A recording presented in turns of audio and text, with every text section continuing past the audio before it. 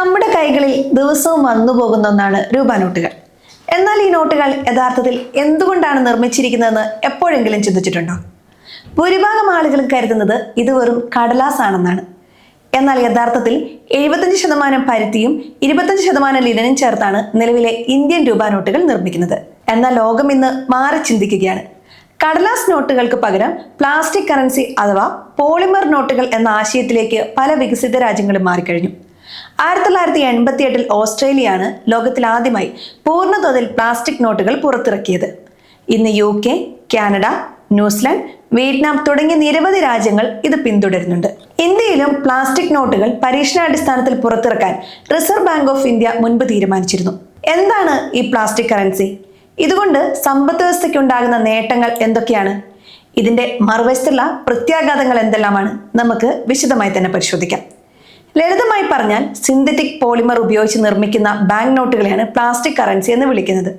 സാധാരണ കടലാസ് നോട്ടുകളെക്കാൾ ഉയർന്ന സുരക്ഷാ സവിശേഷതകൾ ഉൾക്കൊള്ളിക്കാൻ കഴിയുന്ന തരത്തിലാണ് ഇവ രൂപകൽപ്പന ചെയ്യാൻ RBI പ്ലാൻ ചെയ്യുന്നത്. മെറ്റാമോർഫിക് ഇങ്കുകൾ, സങ്കീർണമായ ഹോളോഗ്രാമുകൾ എന്നിവ ഇതിൽ വളരെ എളുപ്പത്തിൽ ചേർക്കാൻ സാധിക്കുമെന്ന് നിലവിലെ റിപ്പോർട്ടുകളിൽ നിന്നും വ്യക്തമാകുന്നുണ്ട്. പ്ലാസ്റ്റിക് കറൻസിയിലേക്ക് മാറുന്നതിലൂടെ ഒരു രാജ്യത്തിന് ലഭിക്കുന്ന നേട്ടങ്ങളും ചെറുതല്ല. കടലാസ് നോട്ടുകളുടെ ഏറ്റവും വലിയ ശാപം അവ പെട്ടെന്ന് കീറിപ്പോകുന്നു അല്ലെങ്കിൽ അഴുക്കാകുന്നു എന്നതാണ്. വെള്ളത്തിൽ വീണാലോ ഒന്ന് നമ്മുടെ പോക്കറ്റിൽ കിടക്കുമ്പോൾ വിയർത്താലോ കടലാസ് നോട്ടുകൾ നശിക്കാം. എന്നാൽ പോളിമർ നോട്ടുകൾ വെള്ളത്തെ പ്രതിരോധിക്കുന്നവയാണ്. അവ എളുപ്പത്തിൽ കീറാനോ മടക്കാനോ കഴിയില്ല. പഠനങ്ങൾ സൂചിപ്പിക്കുന്നത് സാധാരണ നോട്ടുകളെക്കാൾ 2.5% മുതൽ 4 ഇരട്ടി വരെ കൂടുതൽ ആയുസ് പ്ലാസ്റ്റിക് നോട്ടുകൾക്കുണ്ടെന്നാണ്. സമ്പദ് വ്യവസ്ഥയെ തകർക്കുന്ന കള്ളനോട്ടുകളെ പ്രതിരോധിക്കാൻ പ്ലാസ്റ്റിക് കറൻസിക്ക് വലിയ ശേഷിയുണ്ടെന്ന് റിപ്പോർട്ടുകൾ പറയുന്നു. പോളിമർ നോട്ടുകളിൽ ഉപയോഗിക്കുന്ന സാങ്കേതിക വിദ്യയും വളരെ സങ്കീർണമാണ്. ഇതിലെ സുതാര്യമായ വിൻഡോ സിസ്റ്റത്തിനനുസരിച്ച് നിറം മാറുന്ന ഹോളോഗ്രാം സാധാരണ പ്രിന്ററുകൾ ഉപയോഗിച്ച് വ്യാജമായി നിർമ്മിക്കുക അസാധ്യമാണ്. അതുകൊണ്ട് തന്നെ കള്ളനോട്ട് മാഫിയ ഒരു പരിധിവരെ ഇല്ലാതാക്കാനും ഇത് സഹായിക്കും. കടലാസ് നോട്ടുകൾ പല കൈകളും അറിയുമ്പോൾ അതിൽ ദശലക്ഷക്കണക്കിന് ബാക്ടീരിയകളും വൈറസുകളും അടിഞ്ഞുകൂടാം. കോവിഡ് കാലത്ത് ഇത് നാം കണ്ടതാണ്. എന്നാൽ പ്ലാസ്റ്റിക് നോട്ടുകളുടെ പ്രതലം സുഷിരങ്ങളില്ലാത്തതും മിനുസമുള്ളതുമാണ്. അതുകൊണ്ട് തന്നെ അവയിൽ അഴുക്കോ ഈർപ്പമോ പറ്റിപ്പിടിക്കില്ല എന്നും വിദഗ്ധർ പറയുന്നു.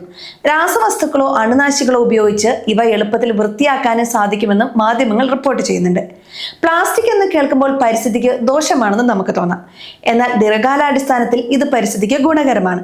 കടലാസ് നോട്ടുകൾ ഉണ്ടാക്കാൻ വലിയ തോതിലുള്ള മരങ്ങളും വെള്ളവും രാസവസ്തുക്കളും ഒക്കെ വേണം. ഇതുകൂടാതെ പ്ലാസ്റ്റിക് നോട്ടുകൾ ആയുസ് കഴിഞ്ഞ് നശിക്കുമ്പോൾ അവയെ റീസൈക്കിൾ ചെയ്ത് മറ്റ് പ്ലാസ്റ്റിക് ഉൽപ്പന്നങ്ങളാക്കി മാറ്റാനും കഴിയും.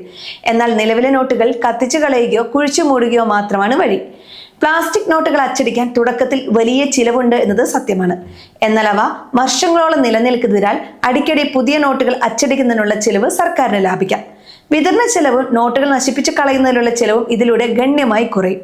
പ്ലാസ്റ്റിക് കറൻസിക്ക് ചില പ്രത്യാഘാതങ്ങളും വെല്ലുവിളികളുമുണ്ട്. അവ എന്തൊക്കെയാണെന്ന് ഇനി ഞാൻ പറയാം. ഒരു രാജ്യം പ്ലാസ്റ്റിക് കറൻസിയിലേക്ക് മാറുമ്പോൾ അച്ചടി സാങ്കേതിക വിദ്യ പൂർണ്ണമായും മാറേണ്ടി വരും.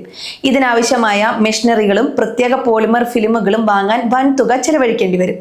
ഇന്ത്യയെ പോലെ വലിയ ജനസംഖ്യയുള്ള രാജ്യത്ത് ഇത് വലിയൊരു സാമ്പത്തിക ബാധ്യതയാണ്. അതുപോലെ പ്ലാസ്റ്റിക് നോട്ടുകളുടെ കനം, വലിപ്പം, ടെക്സ്ചർ എന്നിവ സാധാരണ നോട്ടുകളിൽ നിന്നും വ്യത്യസ്തമാണ്. അതിനാൽ രാജ്യത്തുടനീളമുള്ള ലക്ഷക്കണക്കിന് ATM മെഷീനുകളും നോട്ടെണ്ണുന്ന യന്ത്രങ്ങളും മാറ്റുകയോ പുനഃക്രമീകരിക്കുകയോ ചെയ്യേണ്ടി വരും. ഇന്ത്യയിൽ കറൻസി നിരോധന കാലത്ത് പുതിയ 2000, 500 നോട്ടുകൾ വന്നപ്പോൾ ATMകൾ മാറ്റിയതുപോലെ വലിയൊരു പ്രതിസന്ധി ഇത് സൃഷ്ടിക്കാനുള്ള സാധ്യതയുണ്ട്. നാം ഇന്ന് നേരിടുന്ന ഏറ്റവും വലിയ ശാപം പ്ലാസ്റ്റിക് മലിനീകരണമാണ്. കറൻസി കൂടി പ്ലാസ്റ്റിക് ആകുമ്പോൾ അത് വലിയ രീതിയിലുള്ള പ്രത്യാഘാതങ്ങൾ ഉണ്ടാക്കുമോ എന്ന ഭീതി പരിസ്ഥിതി പ്രവർത്തകർക്കുണ്ട്.